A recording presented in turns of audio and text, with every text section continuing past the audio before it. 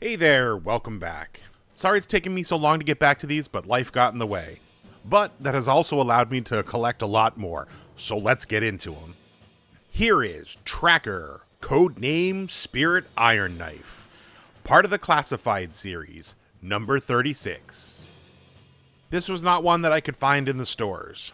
My buddy happened to be shopping one day and texted me asking me if I wanted it, and I told him to grab it for me.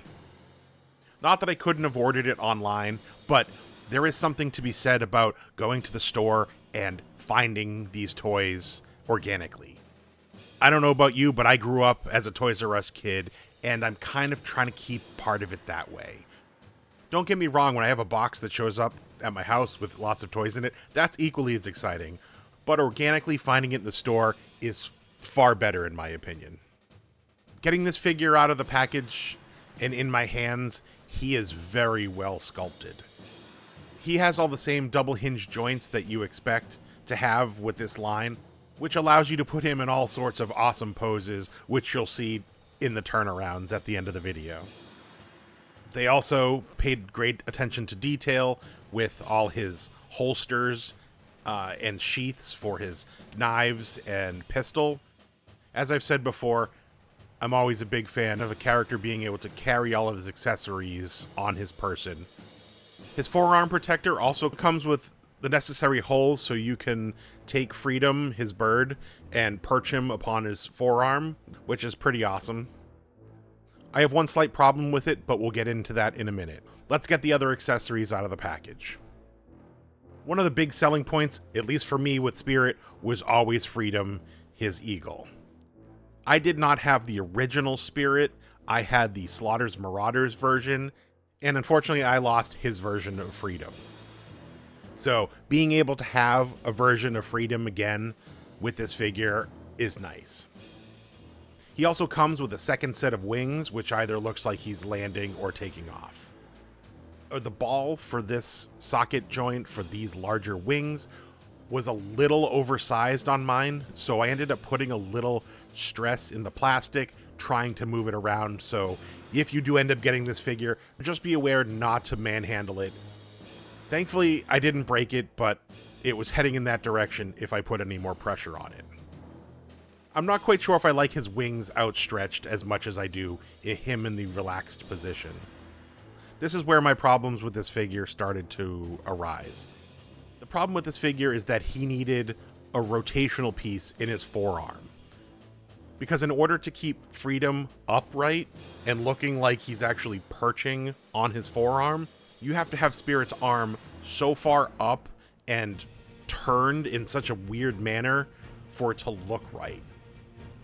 And even so, Freedom is falling backwards just slightly. He does have rotational pieces in his leg where you can lean him forward, but it doesn't necessarily compensate. The holes in Spirit's forearm were also a little on the loose side, so I had trouble keeping Freedom's feet locked into place. I probably wouldn't have him posed with Freedom on his arm anyways. I would most likely put him on the backpack, which you'll see in a second. So some of the other accessories that he comes with are his backpack, but we'll address that in a minute. He comes with a long barrel sniper rifle, which can also attach to the backpack. He comes with two different knives, one that has a skull on the handle and it has almost a Damascus pattern to it, and then another standard military issue knife. It's just black and doesn't have any identifying features. And then he also comes with a standard issue pistol, which slots perfectly in the holster on his leg. So here's my problem with the backpack. Freedom fits fantastically on it.